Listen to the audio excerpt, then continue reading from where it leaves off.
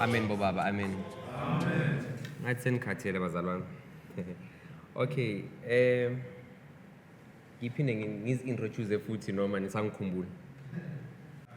Okay, sizongena ke bathandekayo esihlokweni zethu. Ihloko esikhulu sithi indoda eyakha ifa elingasoze laphela.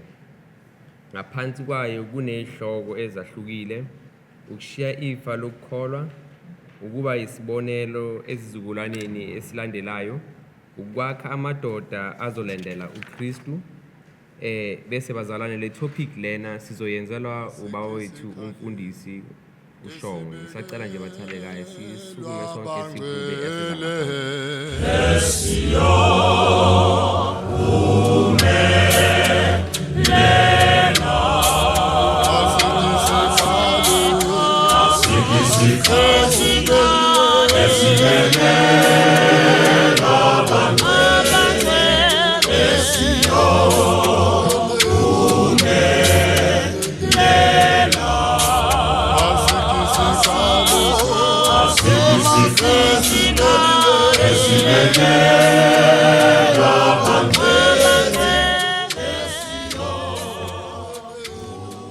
Ngibingelele egameni lomfowethu Jesu Kristu, amen.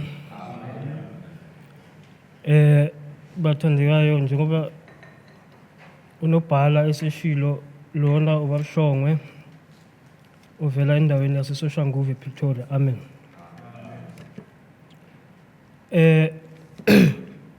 Ngaphasi kwehloko esikhulume ngazo, ngizothanda ukukhuluma ngehloko ezimbili: ukushiya ifa lokukholwa, ukuba isibonelo ekukholweni esizukulwaneni esilandelayo, amen bathandekayo. Incwadi kaJohn 4 chapter 4 siqala lapha ku verse 6, chapter 4 verse 6. verse 6, yeah. Wawukhona lapho umthombo kaJakobe. Ngakho uJesu ekhathele ukuhamba wayesehlala engasemthonjeni. Kwakungaba ihora lesithupha. Owesifazane waseSamaria weza ezokha amanzi.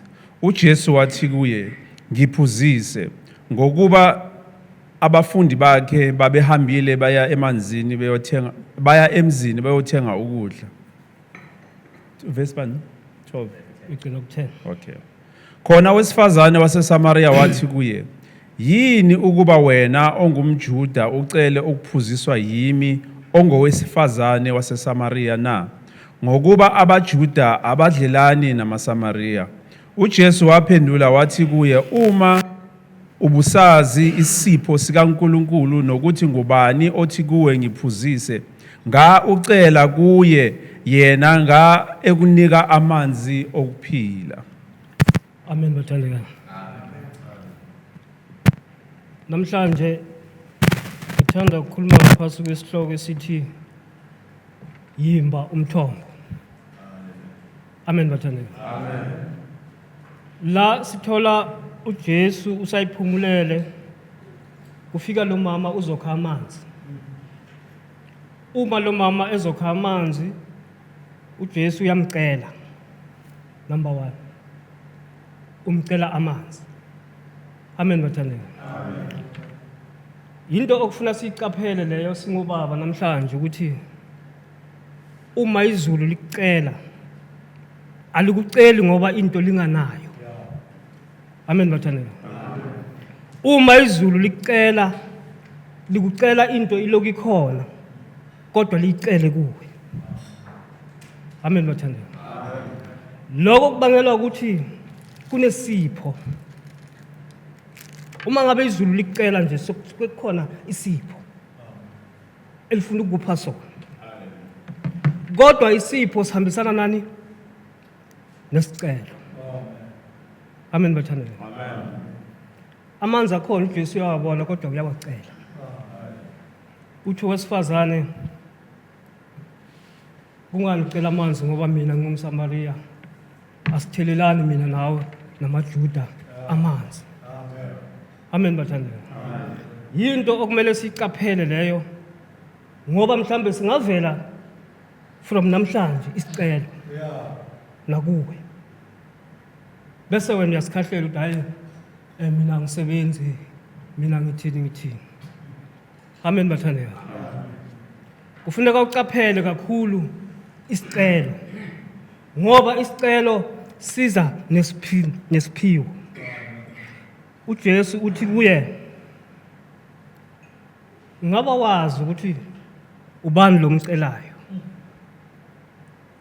ngoba yena uphethe ini? Isipho. Lo mama lo ubekade enenkinga yokuthi ashonelwe abayeni. Makithi uhlala ngalo, kuyahamba uyahamba noma uyashona. Phinde ahlale ngalo, kuhambe isikhathi nakuye kubhale. Lithi iBhayibheli baze babe u5. Usethi uJesu kuye, nale yes6 akuyona yakho, therefore nayo izoyilahlekela nayo, izomlahlekela. Usethi kuJesu, ngabe wazi ukuthi ucela kubani? Bengizokupha amanzi wokuphila. Khuluma ngomoya oyingcwele bathandekayo. uJesu ufuna ukusiza lo mama, amuphe umoya oyingcwele ukuze angasashonelwa yilabo baba. Amen bathandekayo. Kodwa lo mama ufuna ukukhahlela isicelo ngenxa yokubamba ukuthi yena ungumSamariya. Masicaphele namhlanje ukuthi singakhahleli isicelo, sithi sibeka mhlambe izathu ezithize. Ubalile umholi lana ngizathu ezenza uMoses wasaba ukuya eGibhithe athunywa uNkulunkulu. Wacishe wasikhahlela naye isicelo.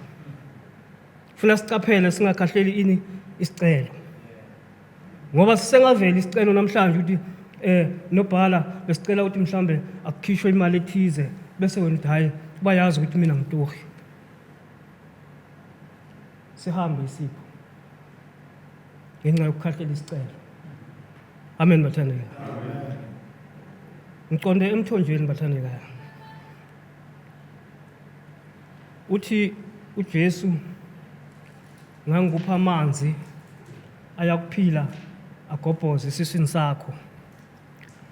Useyabuza lo wesifazane uthi, kanti wena umkhulu yini kunalo mthombo esambelwa uJakobe? Amen bathandekayo. uJakobe lona mthombo wawumba ku-Old Testament 1500 years kuyofika kuphi? Ku-New Testament la licala khona. Phinde futhi ukuzalwa kukaJesu kube na 400 years kufikela la kulo mama esekhuluma noJesu. Amen bathandekayo. uJakobe waphuza kulo mthombo namadodana akhe nemfuyo yakhe. Amen bathandekayo. Lo mthombo uphinde futhi usuyafika futhi namanje esikhathini sikaJesu nalo mSamariya usesekhona. Ngithanda ukuthi namhlanje ake simbe umthombo ozolasta iyouth yaseSalema ku generation to generation. Amen bathandekayo. Bakhona bawumba lo mthombo from 1935. Yiwo namanje sisaphuza kuwo lo mthombo weSalema. Amen bathandekayo. Ake simbe umthombo kusukela namhlanje. Simbe umthombo ukuze isizukulwane sethu siphuze kuwo noma singasambanga sona. Amen bathandekayo. Ngoba lo mama akayanga lapha yana ephethe ipiki kodwa uye laphana ephethe into yokukha amanzi ukuthi ayophuza ngoba ukhona owemba 2000 years. Amen bathandekayo. Shingathi namhlanje singamadoda singihamba umthombo ukuze kuphuze nongaphathanga ipiki naye akwazi ukuphuza. Amen bathandekayo. Ngizothanda ukungena esihlokweni sesibili esithi ukwakha amadoda azolandela uKristu. Sizofunda kuye uTimotheo wesibili chapter 2 wangifundela nobhala.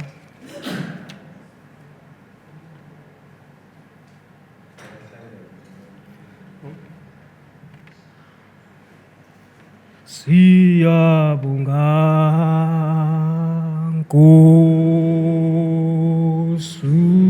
Jesu ulondoloza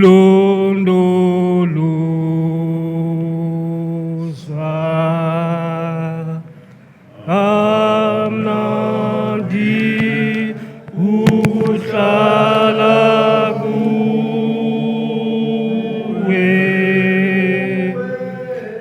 kumnandi kunokuphila okuphaka.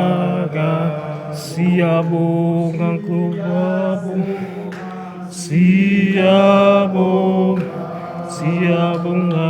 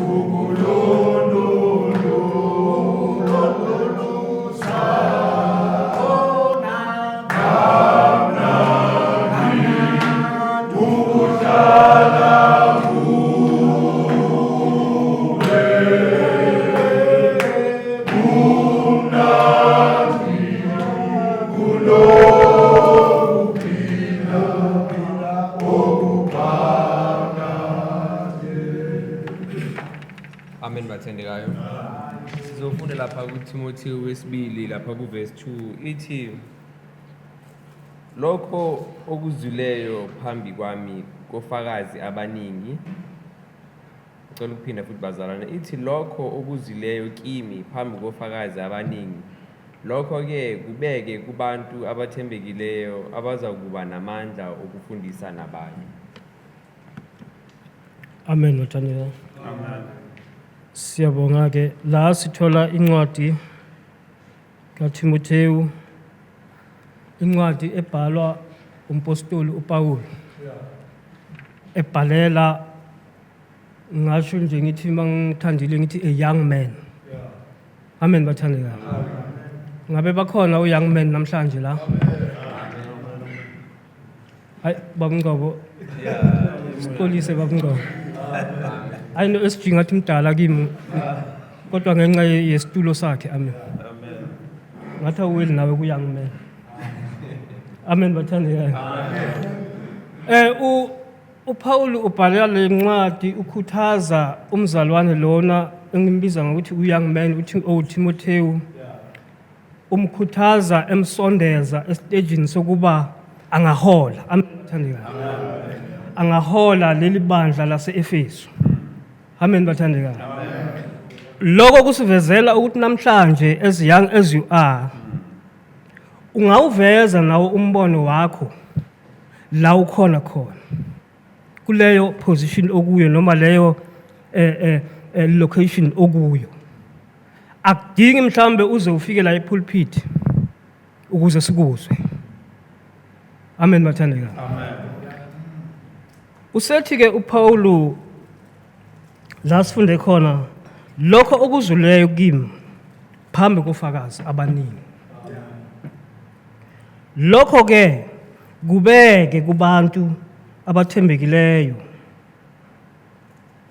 abaza kuba namandla okufundisa nabanye. Amen bathandeka. Ncwadini esifundile uthe umSamariya uma esekezwa ukuthi uJesu umtshelile ukuthi wena ushonelwa amadoda nale izoshona, wagijima wangena eSamariya wabatshela. Hey, nangu umuntu madoda. Amen bathandeka. Sidinga namhlanje abantu abazogena batshele abanye. Amen bathandeka.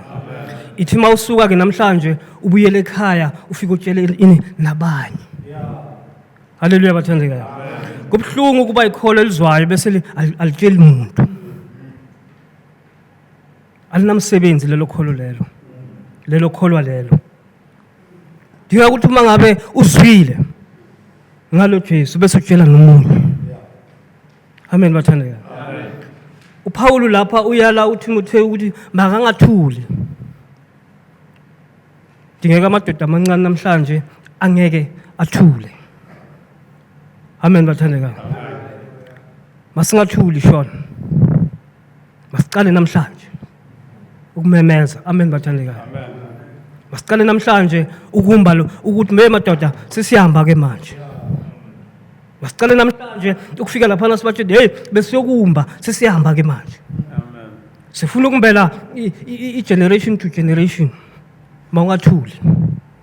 Amen bathandeka. Amen. Nami ke ngiyabonga bathandekayo ukufunda kwezwi ngizobuyela phansi. Amen.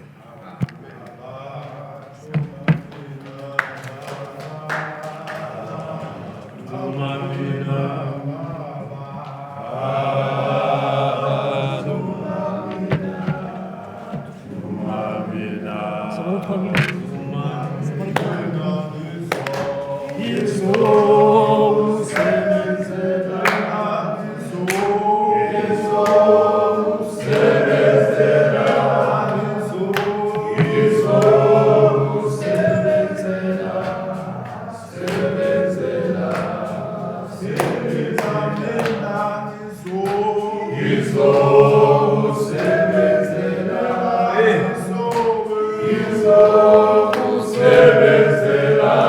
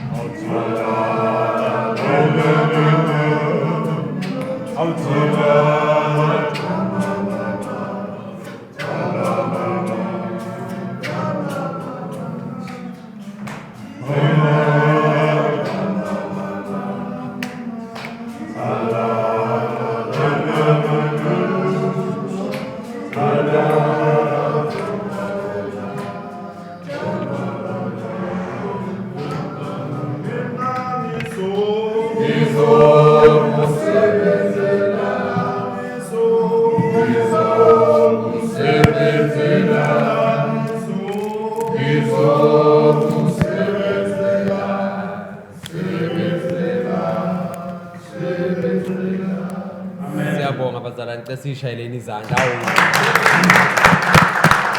Naze navuka ebuthongweni. Amen, bazalwane. Okay, sizodlulela esifundeni sethu sesibili bazalwane. Isihloko sithi ukuphatha imali ngokuhlakanipha. Ukuphatha imali ngokuhlakanipha. Izihloko ezingaphansi ukuphatha imali ngokuhlakanipha, isabelo mali, izikweletu, ukunakekela umndeni, ukwethembeka kwezimali. Bazalwane, lenkonzo sizoyihlanganisa, okay, singathi sizoyihlanganisa. Izoyenzwa baba umfundisi wethu ne uNgcobo Junior. Ukhona ubaba uNgcobo Senior, njengoba sichazile izolo. Ukhona ubaba uNgcobo Senior, kunobaba uNgcobo Junior. Bobabili abafundisi bazalwane. Ubaba umfundisi Junior ke ozosenzela le hloko lezi. Ngathi singaqhubeka simsebenzele uNkulunkulu nje sihube asasukuma eza ngaphambili.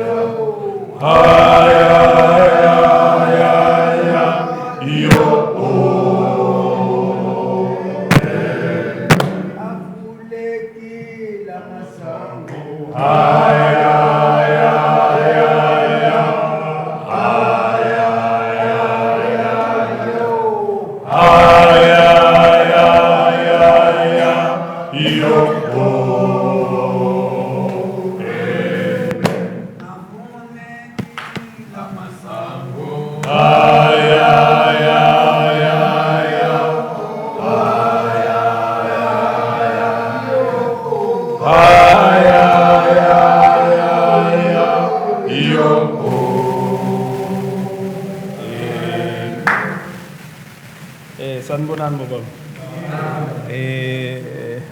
Siyabonga mani ngengoma yasiphaphamisa bese ngibona kahle ukuthi nami ngathi ngiphatha ubuthongo ethi ngithathe nje lesikhathi ukusho lesiqubulo madoda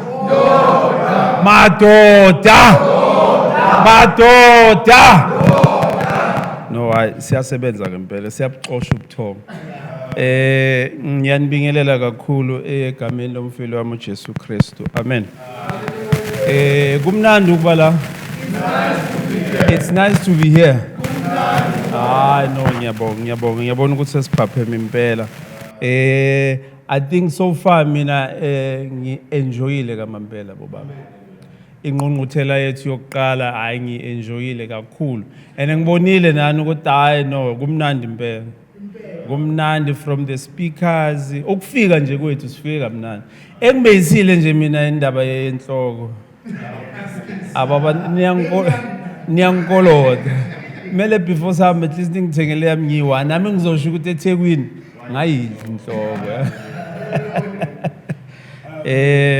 ngiyabonga bobaba ngeke ngibe mude kakhulu ngoba isikhathi asinaso ngiyacabanga ukuthi ngo-half-past kushuthi isikhathi sami sincane siwu-30 minutes bese ngayiphushela after sesidlile kodwa ngiyabona ukuthi abobaba bazovele bayilalele yabo ngcono mase sibuya sizoqhubeka ngolunye uhlelo isihloko nami engiphiwe sona la zithu ngizoyenza 15 minutes lenye 15 minutes kahle bekumele kube something like an hour 45 to an hour 45 minutes to an hour but sizoyinciphisa nje ukuthi ibe 15 minutes ingxoxo kahle bobaba yabo yilapho omunye nomunye eba novo yabo eba khona nombono noma kunodaba afuna ukulivusa njengoba kukhona obaba yabo njengeinsizwa lezi ezincane makunento mhlambe abafuna sithi isiZulu indlela ebuza kwabaphambili mangabe mhlambeni kunento the reason why ngisho manje ukuthi mase sifika kulo 15 minutes uzobe sowucabangile mhlawumbe ukuthi yazi mina ngathi ngine issue la engicabanga ukuthi ibalulekile eniyangidida kamampela ifana nayo le issue engizokhuluma ngayo khona manje indaba yemali amen indaba yemali bazalwane i-challenge kamampela nje but la ngifuna ukuqala khona ngizoqala nje ngokufunda isihloko incwadi esiphiwe yona uTimotheo wokuqala chapter 5 verse 8 singenze kanje osekayitholile sicela ukuthi ayifunde amen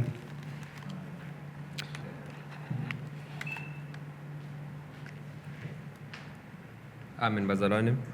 Sizofunda lapha kuTimotheo wokuqala bazalwane 5 kodwa uverse 8 ithi kepha ke uma umuntu engabondli abakubo kakhulu abakwakhe ukulahlile ukukholwa mubi kunongakholwayo. Amen. Lesi isixwayiso, it's a warning. Kahle ukuthi I think ukusezayo kuphela la ezwakala khona lenkulumo yokuthi uma umholi la ufika uqala ukuhola khona usendlini. Amen. Kusendlini kwakho hayi kini yabo. Kusendlini kwakho. Kini usalandela. Kodwa kwakho kula ufike uqale khona ube umholi. Amen. Yila ufike uqale khona ube isibonelo esilandelekayo. Amen. Ngoba abantwana bakho babheke wena. Unkosikazi wakho ubheke wena. Kunento besikhuluma ngayo njengoba besingale sidla ukuthi esikhathini esiningi thina abobaba kulula ukuthi siblame abomama. Yabo? It's very easy for us ukuthi siblame abomama ukuthi izinto mazingahambi kahle endlini bese sikhomba sithi yazi lo mama ngabe uyayikhuza into enje ngabe uyayikhuza into enje bese siyakhohlwa ukuyibheka thina uBishop ke washo izolo wathi kuyafuneka ukuthi thina sizibheke thina kuqala ngoba ayikho into enzima njengokushintsha omunye umuntu kodwa kulula ukuzishintsha wena. Amen. Angeke uyikhulume indaba yemali kubo baba ungaqalanga wakhuluma indaba yobudoda. Amen. Angeke ukwazi ukuyikhuluma ngoba ziyahambelana lezi zinto. Amen. Ubudoda bethu akusi title, akusisikhundla. Amen. Akufani yazi ecompanyini ne mawusebenzela icompany. Ecompanyini kune CEO, ne? iCEO isikhundla sakhe lo muntu loyo. Ubona ngani ukuthi isikhundla sakhe before aba iCEO bese ngamhloniphi kangako. Yabo? Bese nganandaba mhlambe futhi naye. But as soon as aba iCEO, i-title yakhe kunezinto ezanazo. Yabona? Number 1 nje ngeke aphinda azidrivele yena as long as ayi-CEO. Yabona? Ifone akaziphenduleli unani? Une personal assistant yakhe. Amen. Lapho uzozubona khona futhi ukuthi uCEO bakhe isikhundla mayengaphucwa leso sikhundla leso. Kuthiwe ke manje no wena awuseseyiyo iCEO. Zonke lezi zinto lezi ebekanikwe zona uphucwa kunye nazo. Yabo? Kunezinto akuphe zona ezihambelana nobuwena. Yabona for instance njengokuthi ngaphambi encwadini kaGenesis uNkulunkulu makedala uAdam, ne? Udala uAdam sekunani? Sekunensimu. Angeke sithi insimu isibusiso kuAdam. Yabo? It's part of the package. Iza na. Yabona njengoba sihleli kanje masingakhuluma ngemali to be specific. Akhona amathuba azilethile kuwe awemali ungawasebenzelanga kakhulu. Mina ngazi ngami. Akusisibusiso lezo. Isibusiso imali mayihlangene nenhloso. Yabona? Intention and purpose. Amen. Yabona imali mayikufikela ungenayo ipurpose iba iproblem empilweni yakho. In fact yiyo le ekulethile inkinga. Uma ungabheka kune situation ukuthi abazali I think kule generation yamanje labo mana 25 kunalesimo sokuthi abazali abafana abasebese bancane abantwana babenze into esibiza ngetrust fund. Yabo? Ukuthi as soon as abana 18 or abana 21 uzokwazi ukuthi athole imali. Ngicela ukubuza ukuthi leyo mali isibusiso kulomfana na? Ayisisibusiso noma ngabe imalini. Kuna engibaziyo namhlanje ama drug addict. Umuntu wathola 3 million. Manjalo ayisisibusiso ngani ngoba beyingenayo ipurpose empilweni yakhe. Uyitholile nje ngoba akayisebenzelanga. Yabona?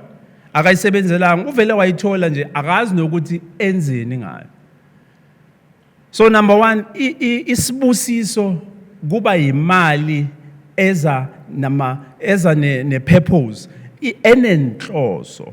Yabona imali ozofike ihlale kuwe ingasebenzi kahle ayibi isibusiso kuwe. So imali iba isibusiso kanjani emntwini? uNkulunkulu makedala into engingayikhuluma la sibesihlangene ukuthi uNkulunkulu makebiza uAbraham uthi kuAbraham phuma la ukhona uye la mina uNkulunkulu wakho ngikusa khona. Amen. Ngiyaxolisa ukuthi angikhona ukungena kakhulu la. Most of the information la ebhalwe la isabelo mali, budget, izikweletu, ukunakekela umndeni, nokuthembeka ezimalini. This information is available all over the internet. Akukho la ungeke uyithole khona. But inkinga ukuthi ayikwazi ukuthi sisebenzele. Yabo, ngoba singawazi umsuka wendaba ukuthi inhloso kaNkuluNkulu ngemali empilweni yakho ukwenza ini kahle kahle. Yabo? Ukwenza ini? uNkulunkulu makezokunikeza wena ifa, azokunikeza imali, well imali izoza ngokuthi usebenze kuqala. But imali mase ifikile kuwe, wenze njani ngayo? Amen. Into eyenza ukuthi imali ibe isibusiso ukuthi fanele sikhumbule ukuthi kunalento abayibiza ngokuthi stewardship, management yemali. Amen. uNkulunkulu makethi zalalani nande, ama resources bewakhona. Igolide belingagujwa ngesikhathi sakade. Yabona? Igolide la ifihla nje uAdama ecaleni zalento yenzayo, igolide la ifihla ke manje. Sekumele ukuthi siligubhe igolide siyolifuna le kude la likhona. Ama resources akhona. Inkinga kusama resources. Konje ngesizulu lithi yema resources ini insiza ne? Insiza zikhona. Imali akekho umuntu la ongangitshela ukuthi imali ayifike esandleni sakhe. Mara siguqula kanjani imali ukuthi ibe isibusiso?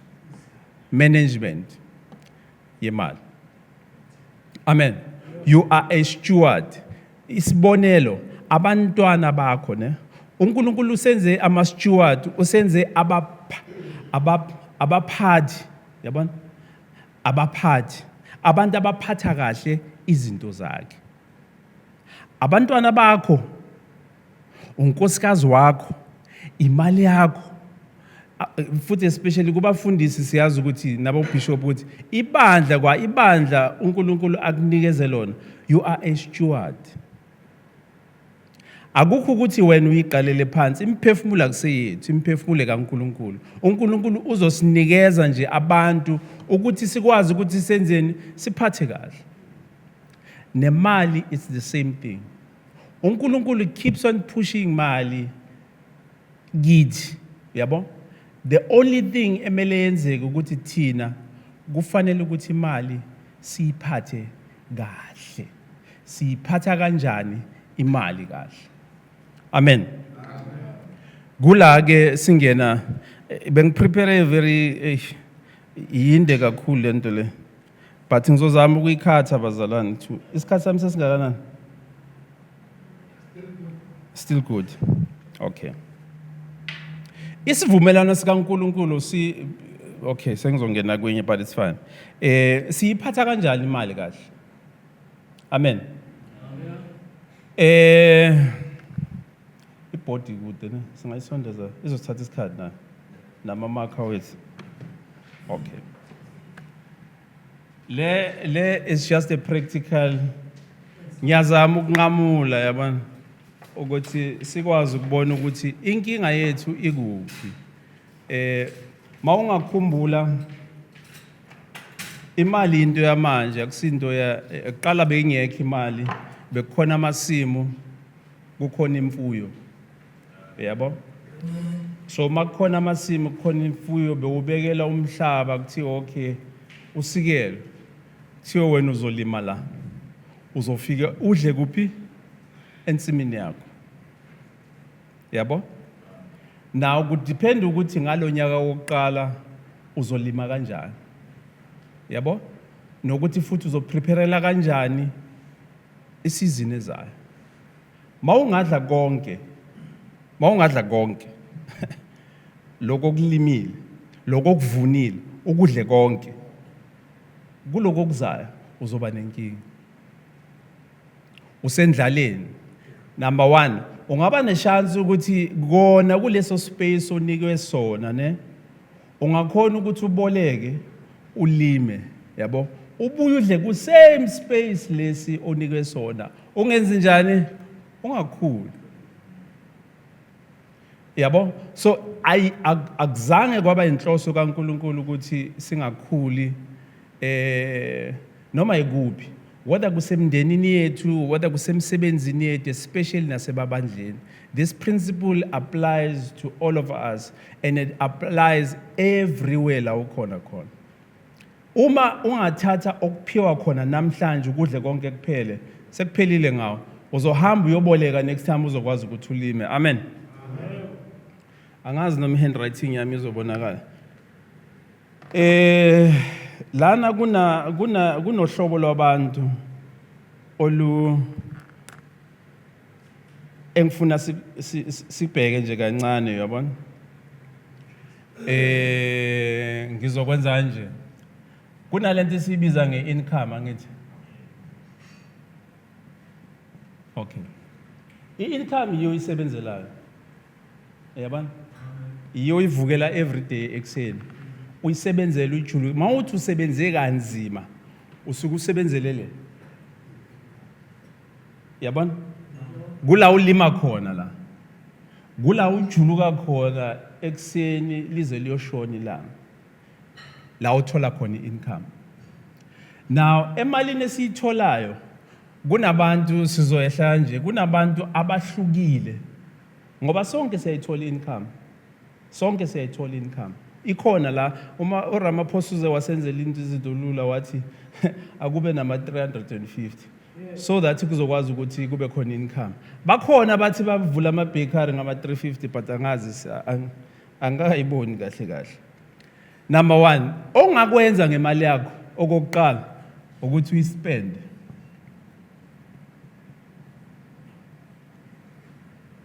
Yabo? Iyo ke le bhadala, yabona njengala, iyo le bhadala ikoloto, ibhadala i-school fees, ibhadale konke, yabo? Ongayenza eyokuqala nge-income yakho ukuthi uyispend. Labo bantu sibabiza ngama-spender.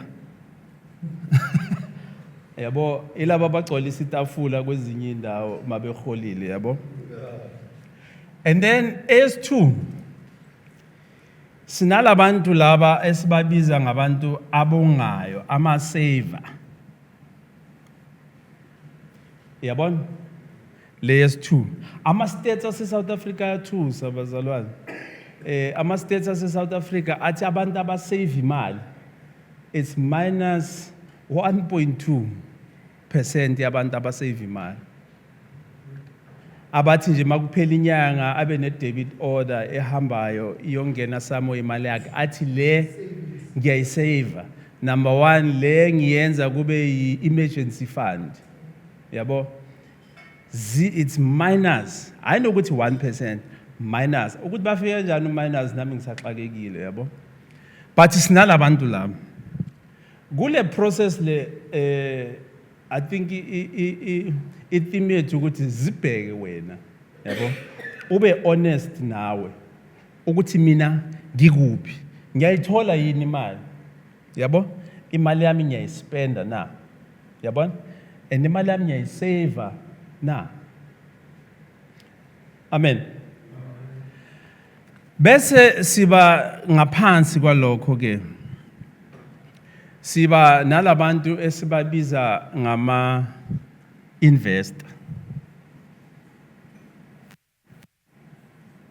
investors. Amen. Angithi uyabona sicale ku-income, imali uyayithola. Ingabe imali uyayispenda na? Ekuyispendeni kwakho uyispenda kanjani? Ingabe imali oyitholayo uyayisave na? Number 3 naye balulekile. Invest. Kukhona la imali oyenzayo ofike uyi-investe khona. Ngoba the reason why ibalulekile le eye-investor ke kula esifike sithi umuntu khona mase simbheka thina sithi yazini ubusisekile. Yabona? Ubusisekile. Imali ayitholayo ibe nenhloso. Imali ayitholayo ibe nepurpose. Mawu investor ke it can be anything from 3 years ukuya phezulu. Kodwa umehluko phakathi kwe-income nemali oyithola la ukuthi le uyayijulukela. Yabona? Le imali esebenzela wena. Yabona? La uyajuluka, la imali esebenzela wena. Wena awusebenzi, yona isebenzela wena. So Umbuzo la emele sibuze wona ukuthi imali yami ngiyayisebenzela noma yona isebenzela mina. Amen. Now, ukuze ufike la ekugcineni la, it's very very important.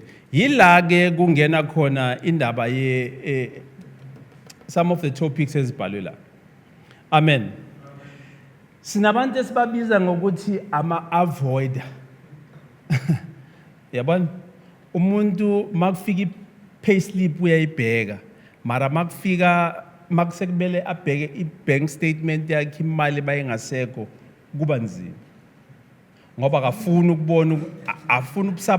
ukubona ubusapha abenzile so that they can account to what they've done. Amen. So lawa bantu sibabiza ngama-avoider. If uzazi ukuthi i-bank statement yakho awuyibheki ukuyibheka, kuba nzima ukuthi ufike kule level yokuthi uzenzele isabelo mali. Now i-budget fana nokuthi utshela imali yakho ukuthi iyephi. Yabona uma unabantwana, abantwana bakho uyabathuma ngithi. Mabe ngayanga la ufuna baye khona wenze njani? Uyakwada ukuthi nginithumile ngathi niye lapha ya and anzange niyenze lento engithe niyenze. So ngebudget mawuhlala phansi ubhala ibudget yakho, ngamanye amagama uthuma imali yakho la ufuna ukuthi wena iye khona. And ibudget allow ukuthi uhlale phansi ucabanga. Yabona ibudget iyekutshela ukuthi awunamali. Ibudget iyekutshela ukuthi kahle kahle umthetho wakho awunamali. Yabo? Mawungayenzanga ibudget uzitshela ubheka imali, ubheka ibalance ye-account yakho. Yabona? Ubheka ibalance ye-account yakho. But mawumuntu okwaziyo ukuhlala phansi enze isabelo mali, uyakwazi ukubona ukuthi abanye abantu mabejabulile uthi yazini angikakwazi ukujabula ngoba isabelo mali sami sithi mina kule nyanga anginamali. Without a budget, it's very complex. It's very difficult ukuthi ungaphumelela ngokwezimali, kunzima ukuthi ungenza anything ehlakaniphile ngaphandle kwebudget. Abo baba bayazi ukuthi mawungena budget endlini ungagcina ubhadala yonke into engabalulekanga ushiye lebalulekile. Yabo ngoba yabona abantwana bebeza kithi nami abambe bangifonela nje namhlanje. Mabeza kithi yonke into i-emergency. Yonke into yabo i-emergency. Bazokutshela ukuthi esikoleni dala abashilo iyafuneka manje or nqamba ma. Yabo nabo mama makuphela iyanga beza kuwe nje straight yonke into yakhona ijahekile. Now without a budget uyazilimaza wena self. Yabo? Isabelo mali. Number 1. Number 2 ukuthi kusabelo mali lesi budget yakho yini oyibhadalayo. Amen. Ukuthi yini oyibhadalayo. Mele uziprioritize izinto zakho ozibhala ku budget, awuvele ubhale noma ngabe yini. Mele uziprioritize. Number 1 into esilimaza kakhulu indaba yesikoloto. And into esilimaza kakhulu ngendaba yesikoloto ukungakwazi ukusebenzisa isikoloto.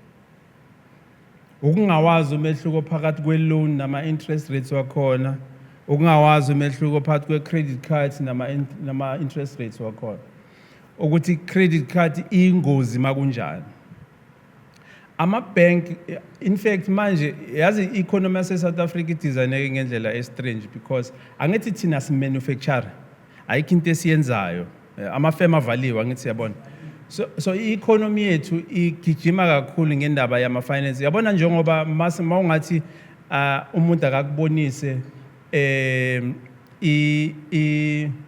i-credit score yakhe ne uzokwazi ukubona ukuthi bangakho abantu abakolotwayo. Ama-bank awamind ukuthi azi ukuthi uyakolota aku-pre-approve for i-loan edlula le osayibhadala. Manje uyakhona nokuthola imali e-Woolworths isikoloto, credit card yase-Woolworths.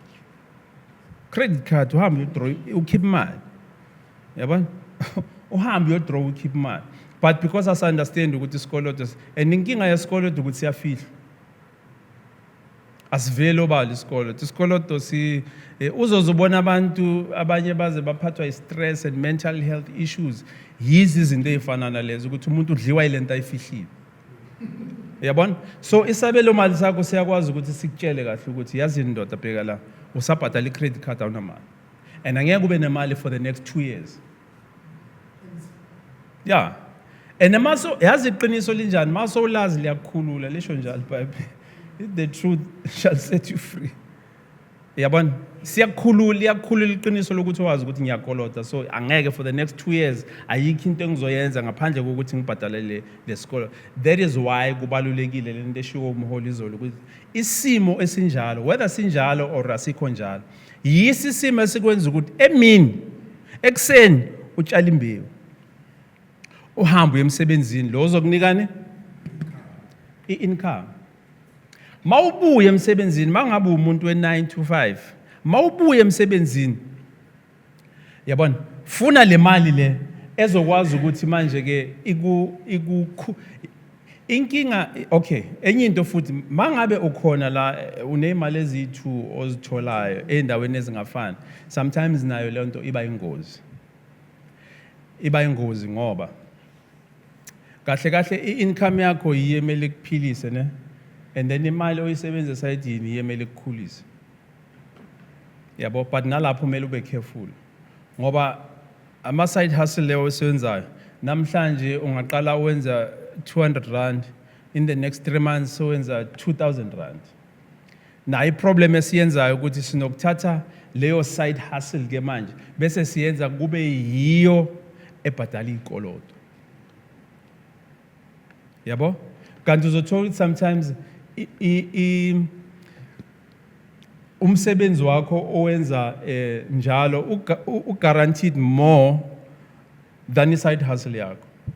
So mawuzothatha i-side hustle yakho uyithwalise umthwalo wey'koloto zakho uzifake enkingeni. That is why i-budget ibalulekile because iyakutshela i-budget ukuthi stick to me. Noma ngabe seyikhona enye imali oyenze esayidini stick to me. Uthathe le mali oyenza as a side hustle ulibele uyibuyisele ebhizinisini uthenge lento abayibiza ngama-asset uthenge izinto ezizokugeneratela imali. Yabona? So siyasibona sonke ukubaluleka kwe-budgeting ukuthi i-budget iyekutshelayo ifana ne-x-ray yesikhwama sakho. Yabo ikutshela konke okwenzakalayo ukuthi uzokwazi ukuthi manje wenze njani ukhule because uNkulunkulu into ayenzile ngomuntu wesilisa ukuthi in fact ngathi sonke ukuthi akasibizelanga. That is why iBhayibheli esikhathini esiningi lisebenzisa ukuthela izithelo. uJesu I think uJohn 14 mabe uthi kubafundi bakhe nina aningikhethanga uthi mina ngikhethe nini and nginikhethele ukuthi nikwazi ukuthelani izithelo. Kahle i-success yakho is guaranteed ukuthi awazi. Yabona? It is guaranteed. The only thing is the management of what you are getting. Ukumanager, ukuba i-steward, ukuthembeka kulokhu uNkulunkulu akunikeza khona manje. Noma ngabe wena ucabanga ukuthi kuncane kangakanani, kukhulu. Isibusiso asiyiloko sakuthola khona manje. Mangabe unaloko kuyi-1 ngoba kwakona lokho kuyi-1 kuya ku-stressa ke khona manje. Isibusiso sakho uma ukwazi ukusebenzisa kahle lokhu okuncane okutholayo. Bese emehlweni kaNkulunkulu usuthembekile. uNkulunkulu uyakwazi ukwenzani? Uyaphinda ke manje esayidini lakho because uyakwazi ukuthi unjani uthembekile. Akekho umuntu obizwe uNkulunkulu mangabheka in the Old Testament owayewabizwa uNkulunkulu waphatha kahle amnikeze kona uNkulunkulu wakuphuca angeke azakuphuca. So the difference between umuntu ongenakho nomuntu onakho okuningi umehluko awukho mningi. Umehluko nje ukuthi uphatha kanjani lokhu uNkulunkulu akubekile esandleni sakho. Bheka kuphi esandleni sakho. Kukho ake kunento enginokusho ukuthi angazi ngesizulu ama resources awasi problem. I think usizwe no Thulani bakasitshela ama resources asi problem. Insiza siyinkinga.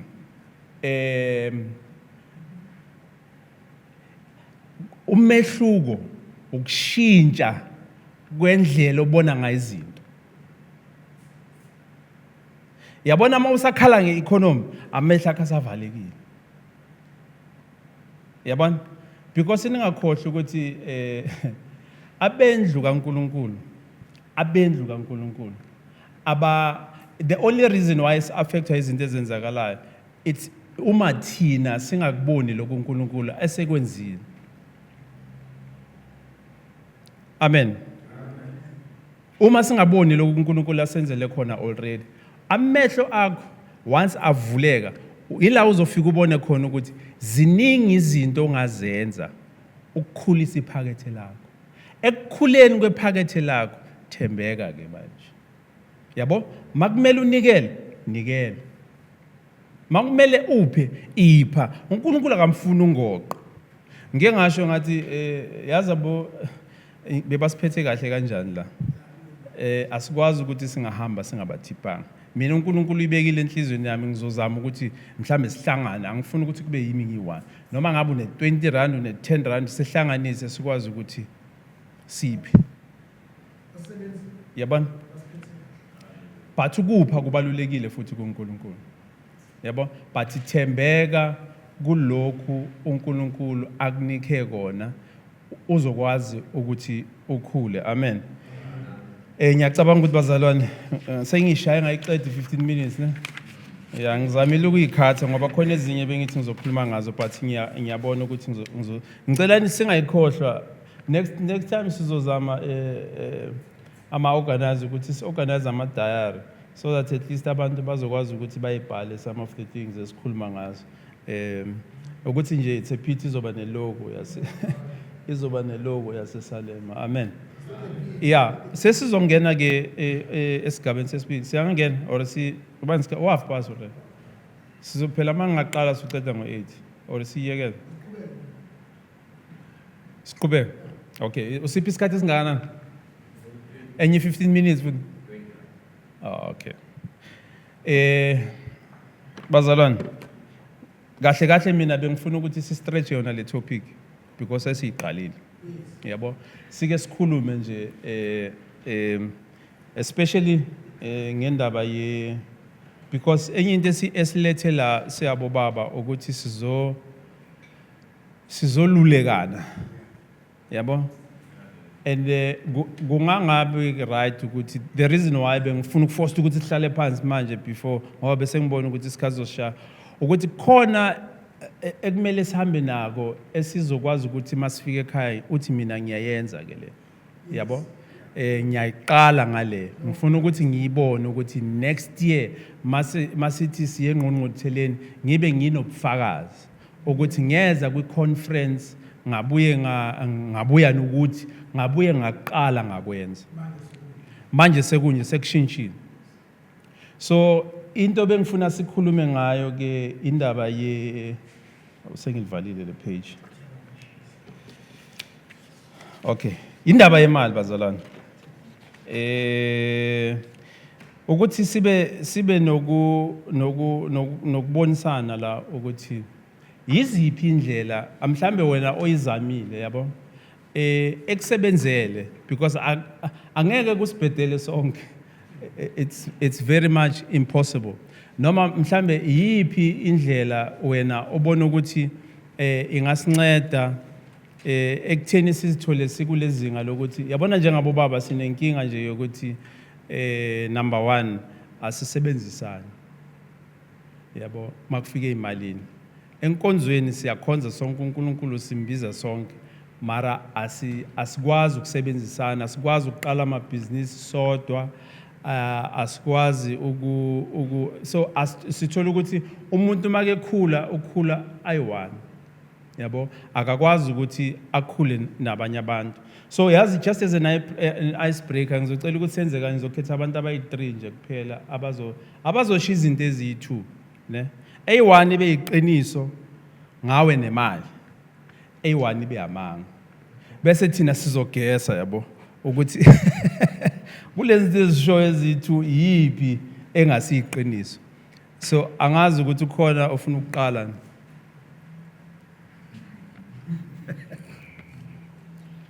Ukuthula balenzana amen. Siyabonga ngapholoba amen. Sibonga nje nethuba ukuthi sibe phakathi kwendawo nabazalwane nabo baba amen. Kule nkonzo iyengqungquthela yokuqala yabo baba amen. Kuhle bazalwane ukuthi sibe lapha phakathi sizoxoxa. Mholi, you touched on very important topics ezemali. Ngizothi mina manginemali ngiyayibhubhudla amen. Mhlambe khona wangiphikisa amen. Bese ngithi nginama investments ngemali. Mhlambe khona ozongiphikisa amen. Okuyiqiniso yikuphi? Should manje ngibhekele ngibona umbhubhudlo wemali noma ngibona umuntu olama investments ngemali amen. Anti siyadlala kodwa kuthiwe siyayenza lento amen bazalwane. I must not give it away. Ngifuna ngitsheleni ukuthi ngumbhubhudlo wemali noma nginama investments amen. Ikuphi okuyiqiniso ikuphi okungamanga amen. Yazi by show of hands manje ngicabanga abazalwane yini ayenza kakhulu ukudla imali noma ukuyisebenzisa kahle. Mina ngithi indlela adla ngayo.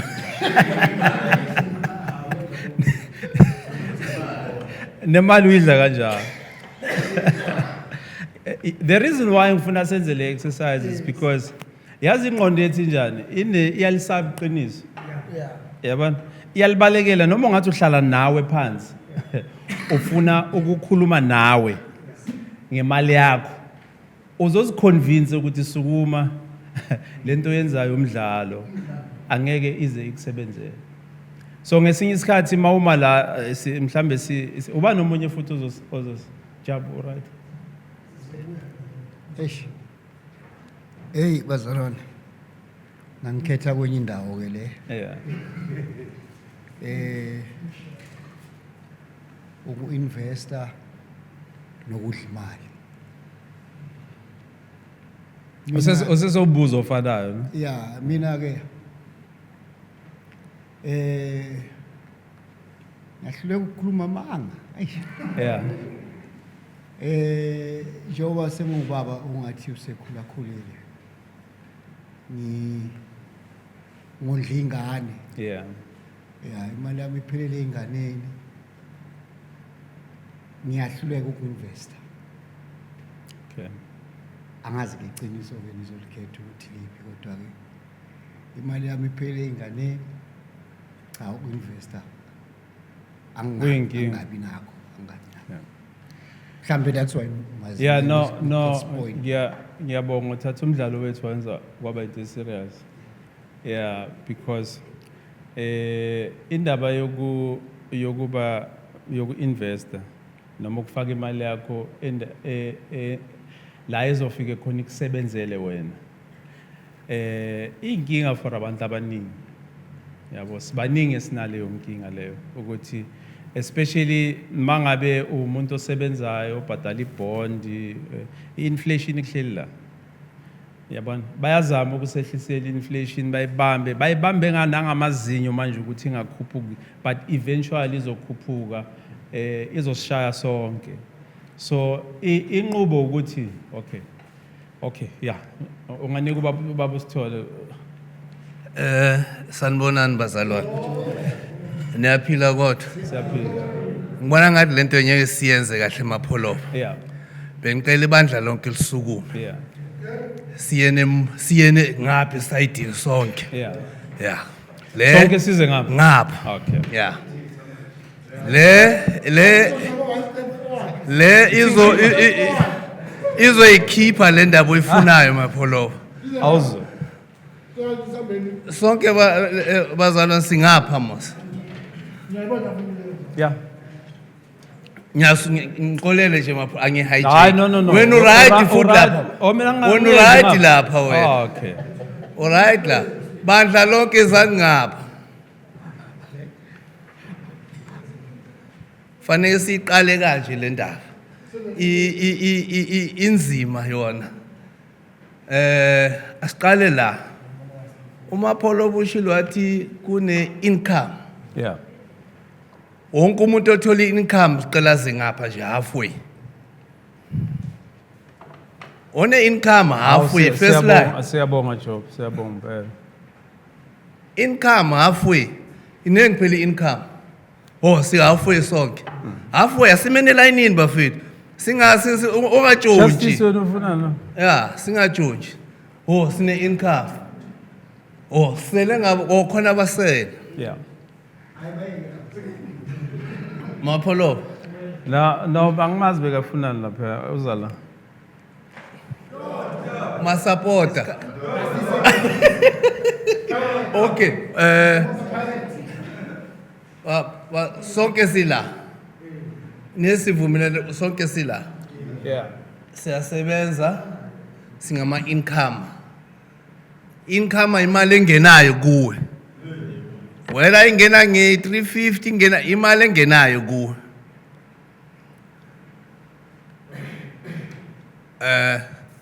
King ume kuphi? Cha asikwazi. Asikwazi. Nema if uhlala phansi ipassword yokuhlala phansi in reason wawuhlala phansi should akuna next esandleni hayi ngoba kungasebenzi asikhulumi nje ngokusebenza sesikhuluma nje ngeincome kunenge kuyenza ukuthi kungene imali nemanje siyakhana la ngesinye isikhathi sike sibona ngathi umsebenzi awukho nje ashile ubamnkosi but sikhohlwa into eziyi1 zinenge izinto esifaka imali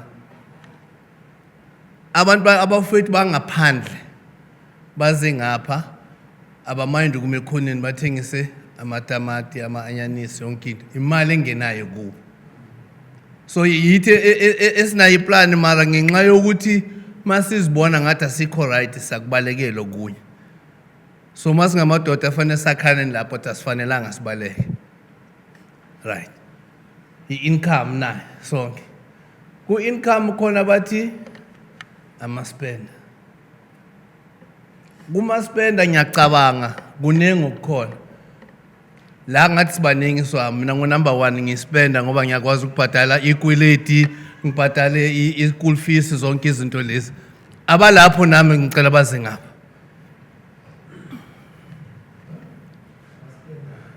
amaspenda ya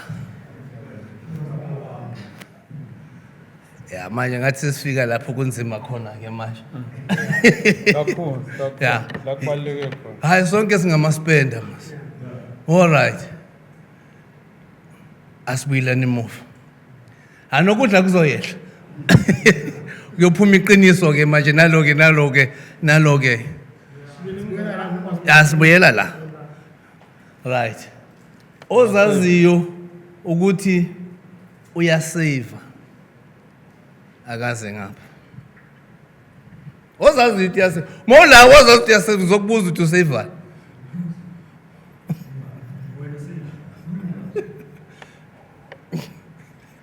akekho kukhona awusifake ukuthi kusave singena kanjani kusaving yeah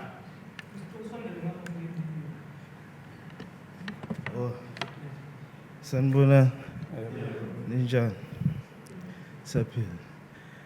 Mina ngasho ukuthi ngiyasave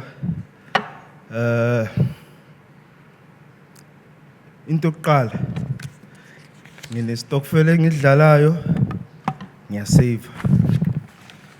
Ngibeka imali for December yabo? Ngestokvel. Ngisave ngestokvel. save ngestokvel ngiyacabanga abaningi khona omunye osave ngestokvel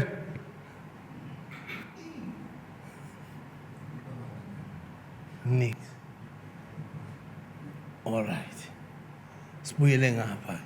Awutabula park. Ekhona lapho i-investor. Okay.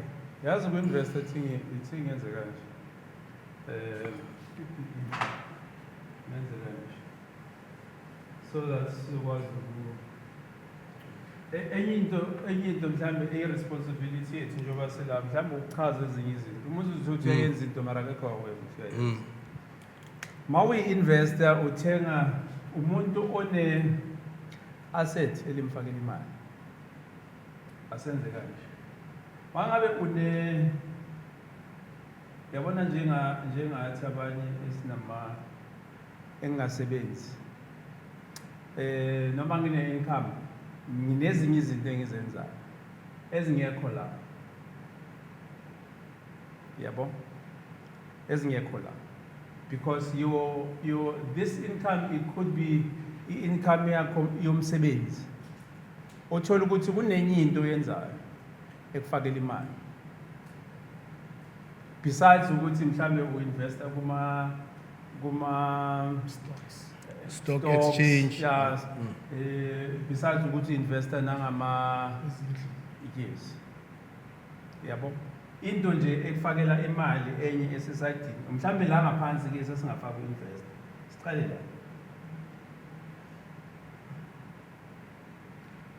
unayo extra stream of income.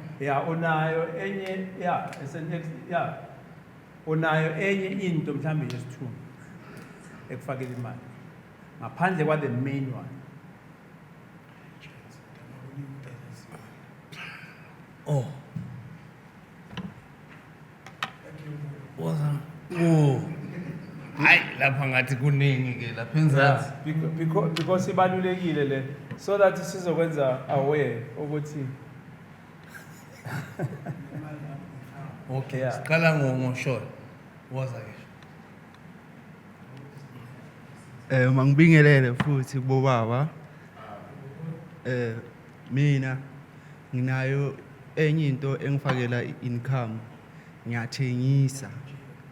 Ngithengisa ama snacks nama sweet. Yiyo engifakela extra money ngaphezulu kwale engitholayo la ngisebenza khona. Yabo. Sabonga sho.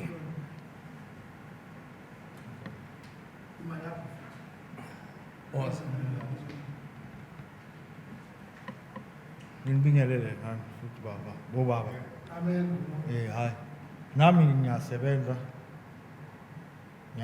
Mina angina salary ngine wages. Bese ke ngiphinde ngaba nekhumbi elisebenzayo which is another asset enginveste ngayo. Ngiyabonga.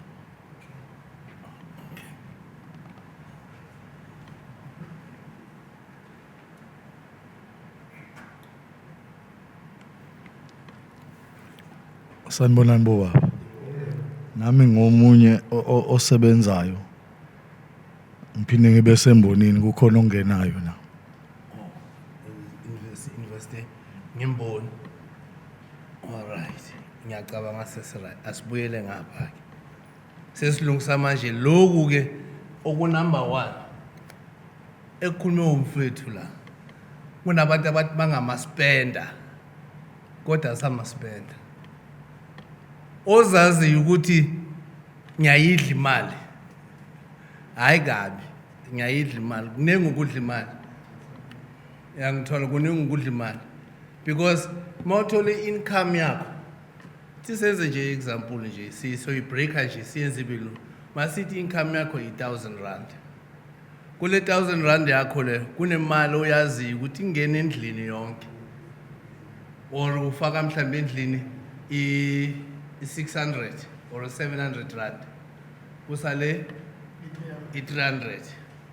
Kule 300 rand kukhona idlayo la ebandleni. Imoqala.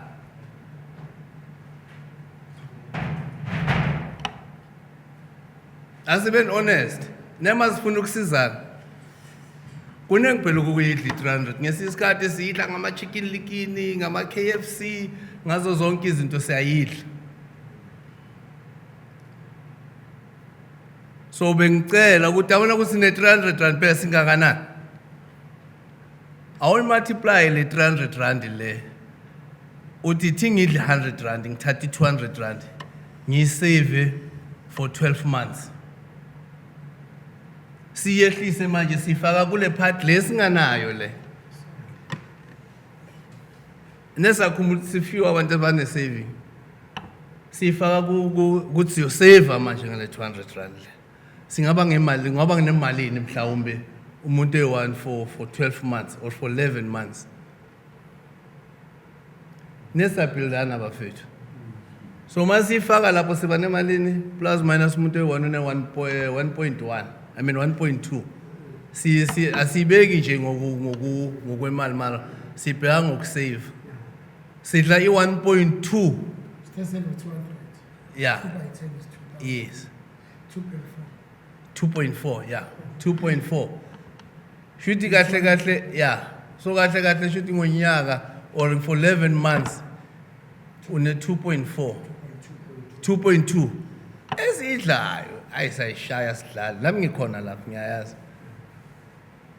So masifake la it can do better.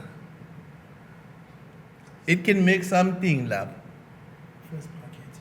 Yes.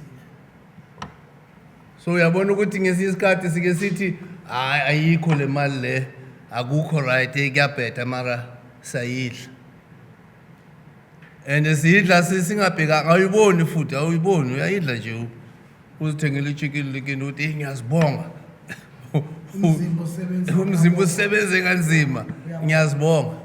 Mara if le masi ngayithatha sifake lapho sibuya si right.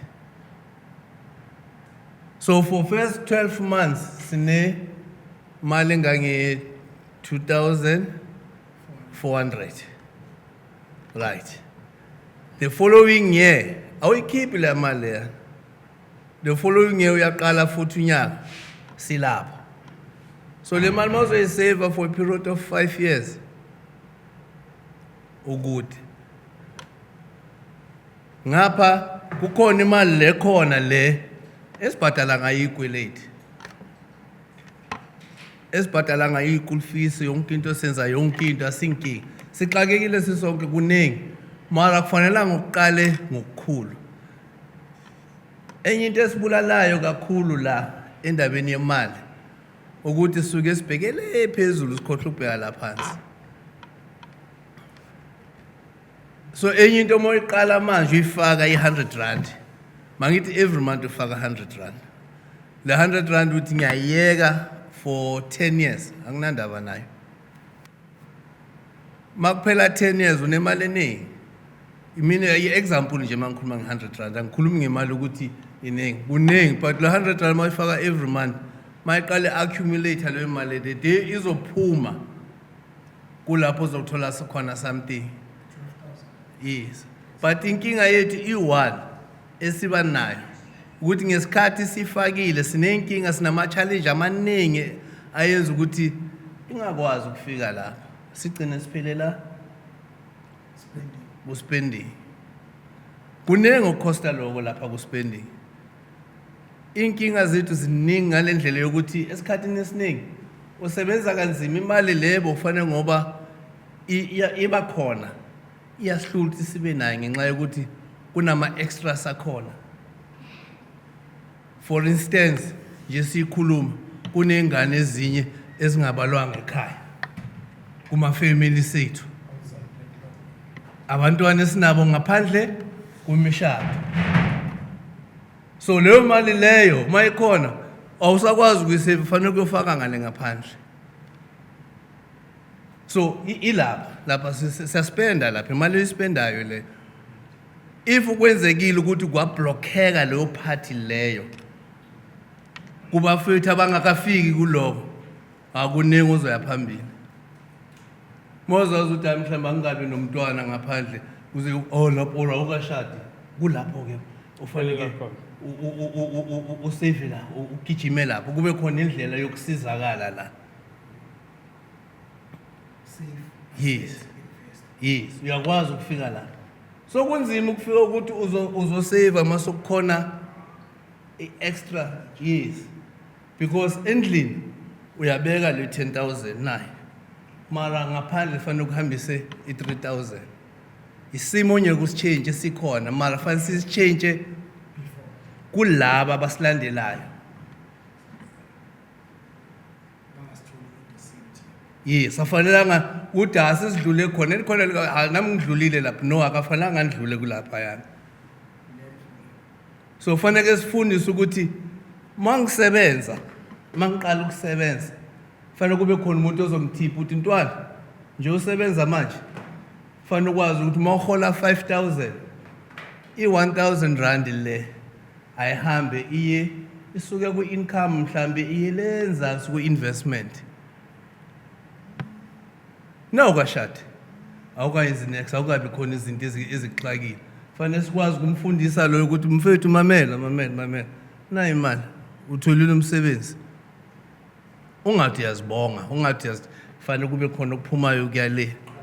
Yes kuyehle ukhuphuke then ukhuphuke nazo azothi mawufika kwesinye stage mawuthi uyashada umuntu uthola akanankinga yonke into iyaflowa because unayo imali lapho ubekile lapha konke ku right mara ngenxa yezimo ezikhona ekunye kuyasibamba. So thina masisimela yabona masimela kunzima hayi ngoba siyathanda kodwa fanele sifundise laba abangakasebenzi laba abangakabi nenkinga ukuthi mamela imali noma ingeni noma uthola i-increase emsebenzini uthi kumnandi mara mawuthi uyabheka nenkinga zakhuphuka ngoba okuningi kuphelela enkingeni esinazo. So singamadoda fanele sikhulisane ukuthi le nkinga engizibonile mina angifuni the next person ozayazithola. Yes but kunzima ukuthi ubonise omunye umuntu i-experience yakho because awufuni usabe ukuthi uzothi hey kanti neyihlazo so ufihla ihlazo leli elijike likhosi inkinga eningi bamangala ukuthi umkhulu wasebenza for 25 years ulinda ipackage kanti yini inkinga ezikhona la. So kule exercise le ekhona la le income kuningi okukhona kodwa fanele sizame ukuthi manje nje sila thina kuspenda number 1 yini okunye singakuzama nezithule into esinazo ekseni nantambama. So yasekuseni siyavuka sobona umlungu ntambama yini okunye singakuhlwayela safanele ukuhlala phansi ngizibuza ukuthi yini mara engakwenza ibuyela back enkulumeni ngabishop singaloko sithi hey lo mlungu uyangikhathaza yini enye singayenza. So masiwine lapho ngathi siwinile and then ke lana ke kithi ke la esispendayo lama 300 rand asele nama lento le fanele siyehle ke manje ukuthi sesawaphungula lama 300 sesiya la ku saving fanele ke siforce ukuthi siya lapha kuma saving manje something yeah should mangafika lapho ngiyacabanga ukuthi aze enye imali esiyidlayo mangathi uyayicalculate ungathuka ukuthi ngaba mhlambe ngikude kabi kuningi ukuyidla masiwe asiboni wena uyibona ingcane ukuthi hayi ngizoyenza next month but mayengangena lapha kwaphela 10 years uzobona ukuthi kahle for 10 years enye ini bewestile lapha ngidle i50,000 so another 10 years ukuyaphambili ngibeka yes so nje sihlanganile mina ngiyajabula ngizile la this time ivula omunye umqondo omunye ukuthi if isibuya next year ukuthi ngiyekube lulu ukuthi hey mina sengisave another 15,000 yangithola ukuthi hayi mina bafethu nje besihlangene last year bengiphelele la mina ngoba nakuba kunzima mara nami sengila manje ngila ku investment ngiku investment nelokhu kuyabonisa ukuthi siphumile ekweletini sesikuya investment Singaloko esihlezi entweni eyi-1 lokho esithembile senze yonke into. Nabafowethu laba abangakangeni ey'ntweni asho ukuthi hey next year mina ngiyabona ukuthi sengime la manje. So yindlela yokukhula from kuko konke lokho esilaphayana. So if sizosifundisa ukuthi yini enye into engizoyenza, if ngitshala ekuseni ngatshala nasebusuku, if uziphumezo yi-2, thank God. Mayiphume 1, hallelujah. But if uzothi hoyi ngizobona kunzima imana yagcina le uNkulunkulu manje usinikezile zonke izinto nazi. Yeah. Nomos bamgayile induku nesizwile ngosuthi uMos bekana induku ukuthi wena ukuthukile na induku. Yeah. Nathi yini esinayo esandleni. Kakhulu. Ngiyabonga. Siyabonga kakhulu John. Sibonga kakhulu.